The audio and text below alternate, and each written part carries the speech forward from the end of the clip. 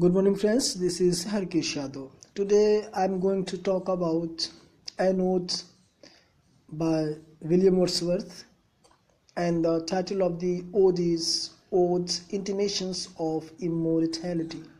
My dear friends, here Wordsworth talks about the immortality of the soul, It is also possible that the poet might have borrowed the idea of the poem from The Retreat by Henry Vaughan, and in this poem Henry Vaughan gives expression to the same thoughts concerning the pre-existence of the soul and expresses the same view about the vision of childhood as William Wordsworth expresses in his poem. Actually, my dear friends, there is no doubt that the poet seems to have borrowed the doctrine of pre-existence of human soul from Greek philosophers like Pythagoras, Socrates and Plato. It is well known that Pythagoras propounded the theory of the transmigration of the soul. And actually, my dear friends, the poem gives expressions to the doctrine of pre-existence of human soul in stanzas 5th to 8th. And in the 5th stanza, the poet says, "Our birth is but a sleep and a forgetting.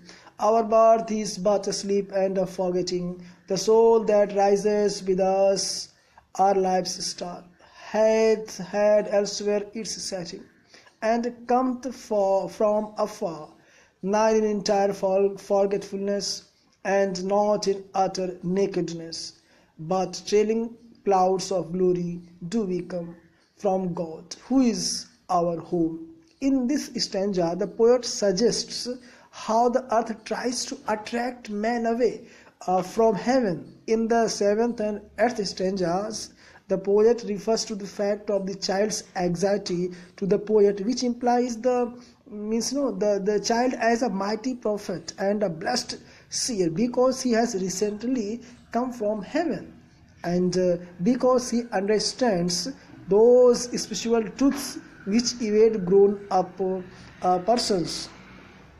And he further says that the poet, he tries to explain why the child has a more glorious vision than a grown-up man. The poet's argument seems to be the human soul had a prenatal existence in heaven. At that time, it has a close contact with God. Memories of this heavenly contact invest everything that the child sees on the earth with a heavenly light.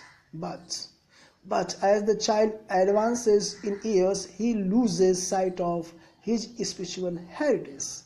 He gets so much absorbed in the common activities of life that he almost forgets completely that his real home is heaven and not earth. Friends, this poem is a very philosophical poem, and this is a Pindari code, and it has a divine power. If you go through this poem, you will feel like a divine power in your own heart. That's why I request you to go through once through this poem, Ode, Intimations of Immortality. Dear friends, really thanks to listen to me, and lots